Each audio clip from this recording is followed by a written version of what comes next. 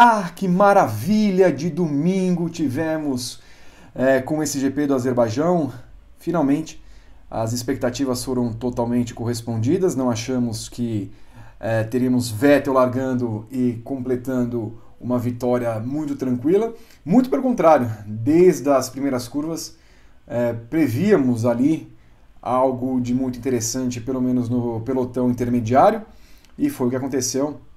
Uma pena com tantas coisas, né? A gente tem que fazer um resumo, né, em muito tempo para não prolongar esse vídeo, mas foram tantas coisas que têm que ser pontuadas que talvez fique pouco tempo para a gente falar.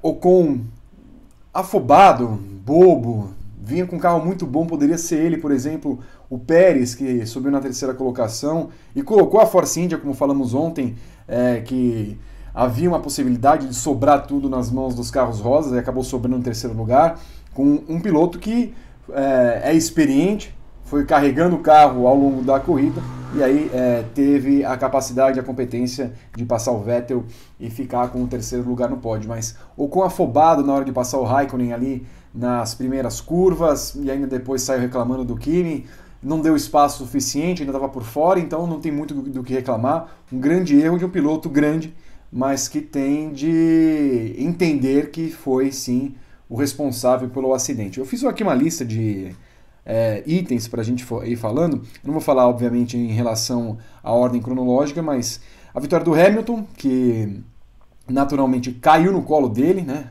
Era para ser uma vitória ou de Vettel ou de Bottas. Os dois que partiram para ela, né? Principalmente no final da prova.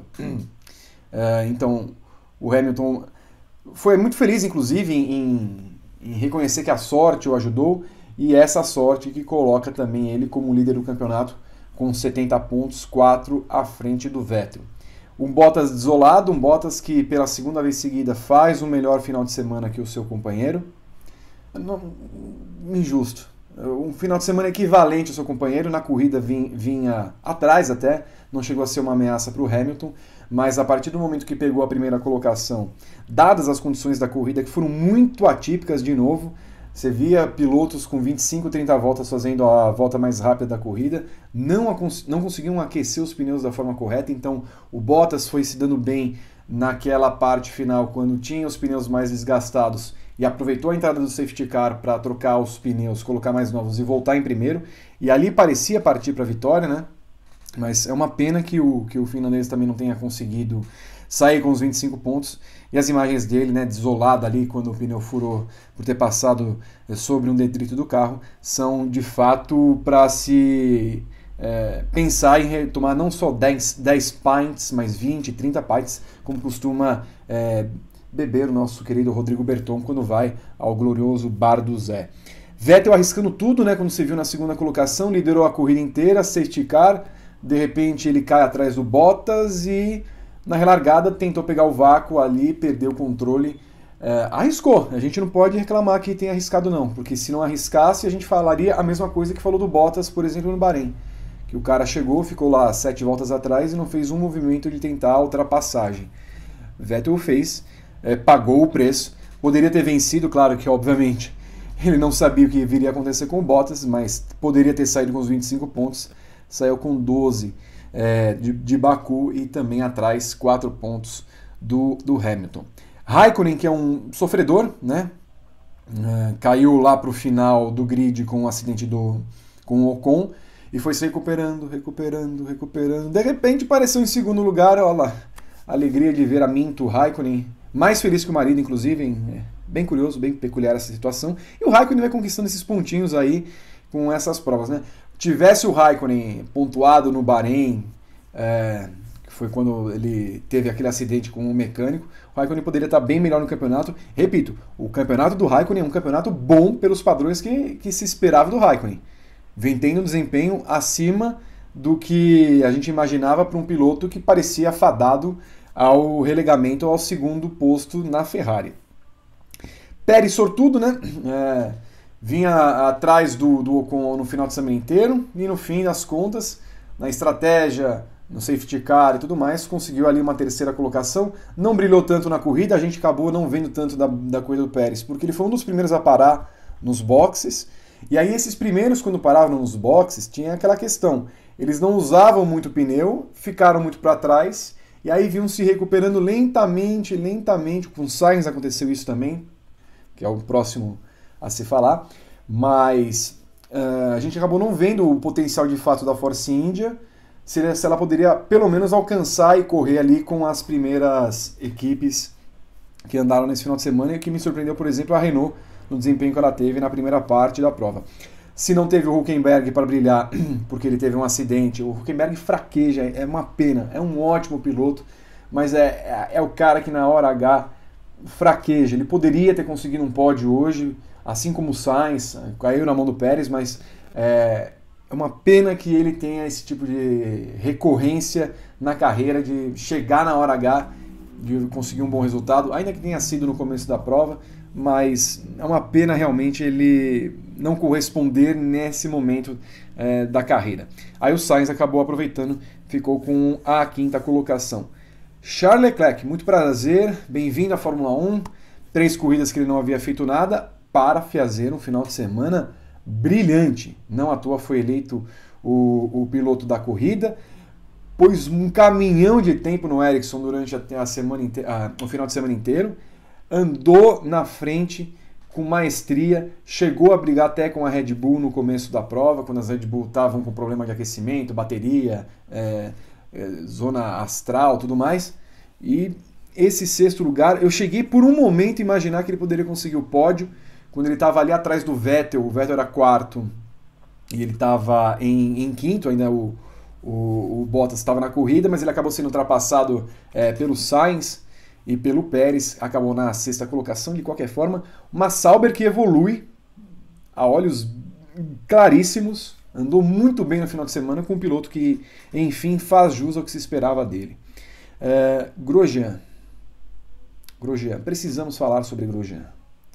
Precisamos apresentar psiquiatras, psicólogos, terapeutas, pessoas que cuidem holisticamente desse piloto. Porque não é normal, sinceramente falando, que um atleta se porte como ele se porta. Ontem a Marina Becker falou que ele chorou copiosamente pelo que aconteceu na classificação. Vinha na 6ª colocação e perdeu o controle do carro no safety car. E teve a capacidade de falar que foi culpa do Ericsson, sendo que o Ericsson não estava nem perto dele. Então, a Haas poderia ver que ela tem um piloto instável, ela tem um piloto que não sei, e não dá para contar com um piloto desse. Pode ser um bom piloto, não faz lá uma temporada muito decente, ele vem tomando o tempo do Magnussen. Nesse final de semana vinha menos pior, porque a Haas não correspondeu de fato ao que se esperava dela. Mas assim, é duro ver um piloto que não só culpar o Ericsson, mas chegar aos boxes e tacar a luva no chão, acertar lá um companheiro da equipe dele, né, um mecânico da equipe, um funcionário da equipe, e estar de cabeça quente desse jeito. Cara, não vai, simplesmente não vai. O Grosjean precisa se tratar, na verdade, para continuar como um piloto de Fórmula 1. Sobre Ricardo e Verstappen, eu aconselho a vocês lerem meu blog, vitormartins.grandepremio.com.br. Coloquei há pouco, estou fazendo esse vídeo à tarde, coloquei há pouco uma descrição do que acho, que na minha visão, do que foi esse acidente. Eu não consigo ver culpa no Ricardo no acidente, vejo culpa total no Verstappen. O Verstappen é useira e vezeira de fazer esse tipo de movimento. Você fazer qualquer movimento, o que se fala no regulamento, você não pode fazer 2 movimentos para fazer a defesa da posição. Você fazer um movimento assim, ou fazer um movimento assim, ele é um movimento. O Verstappen é astuto demais ao fazer esse movimento lento. Então, ele vinha, no caso, contornando para a direita, contornando. E quando ele vê que o Ricardo vai para a esquerda, ele que está vindo para a direita, vai para a esquerda. Fazer um movimento assim ou fazer um movimento assim, de qualquer forma você está indo para uma direção. Ninguém fala em angulação do movimento. Tá? Fala-se na direção do movimento.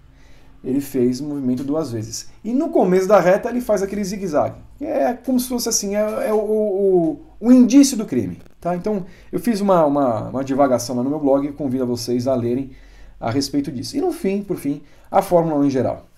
Me surpreende que, passado um quinto das corridas desse ano, tenhamos um campeonato desse.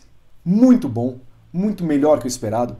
3 equipes vencendo, 3 pilotos diferentes vencendo em 4 corridas, todas as equipes já pontuando, uma alternância tanto no pelotão da frente quanto no pelotão do meio. As piores equipes não são as piores sempre. A Sauber e a Williams andaram muito bem no final de semana, apesar de Ericsson, apesar de Sirotkin, apesar de Stroll. Van Dorn e a McLaren irreconhecíveis. O Alonso, não fosse o Alonso, muito provavelmente a McLaren seria a pior equipe do final de semana. O Van Dorn irreconhecível. Hartley, meu pai do céu, Hartley, cara, você pode ser muito bom piloto, mas no WEC, na Fórmula 1, acho que você não está dando certo. E ainda assim, o Hartley fez um ponto, né, Berton? Terminou na 10ª colocação. O Gasly terminou puto com o Magnussen, a gente acabou não vendo o incidente entre eles. Mas a Haas, que se esperava muito, não fez nada no final de semana. Não é mais conhecido por Grosjean. Estou esquecendo alguma equipe? A Red Bull, né? Poderia ter feito mais pontos, mas de qualquer forma é um campeonato muito agradável de se ver. É isso que a gente espera da Fórmula 1. Eu falava das piores, as piores não são tão piores, né? Estão tomando uns segundos ali, não, mas chega na hora da corrida, estão andando ali no meio do pelotão, então é legal ver uma Fórmula 1 e tomara que a Fórmula 1 continue assim, procurando que as equipes sejam mais equivalentes entre elas mesmas, para que tenhamos um espetáculo como foi um espetáculo essa corrida do Azerbaijão, tá bom? Fico por aqui, você acompanha tudo da programação. Aliás, eu estou aqui, até deixar a televisão ligada. Nesse momento que eu estou gravando, os nossos companheiros da ESPN, lá meus colegas Eduardo Agra e Rômulo Mendonça, estão fazendo a narração. Eu ia falar aqui que o nosso Rodrigo Berton e o nosso Gabriel Curti, que vão a Indianápolis fazer a cobertura das 500 milhas, né? Que eles não teriam talvez a oportunidade de ver um jogo da NBA. Eu cheguei a ver em 2014, se não me engano, quando o Indiana Pacers foi para as finais de conferência. Acabou perdendo para o Miami Heat na época, que era do LeBron. Eu não lembro se foi 2014 mesmo. Acho que 2014. Mas eu ia falar dizendo que... ia falar alguma coisa a respeito que eles não iam ver, porque o Cleveland estava 12, 13 pontos na frente do Indiana. E nesse momento, 61-61, empatado o 7º jogo da série do leste. Pode ser que eles vejam, mas eu vou torcer para que não, porque eu sempre desejo o pior para Rodrigo Berton, embora ele talvez não vá porque seja demitido até lá, tá bom? Vou acompanhar aqui o jogo do Indiana Pacers com o Cleveland. Desejo para vocês um final de domingo muito bom. Ao longo da semana, muito conteúdo no Grande Prêmio. Teremos Paddockcast quinta-feira comigo e com o Renan do Couto. Terça-feira, Paddock GP.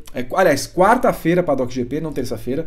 Quarta-feira, porque na terça-feira é feriado, o pessoal quer descansar também. Então faremos o programa na quarta-feira, em horário a ser definido, entre 18 e 19h30, para trazer tudo o que de melhor rolou nesse final de semana.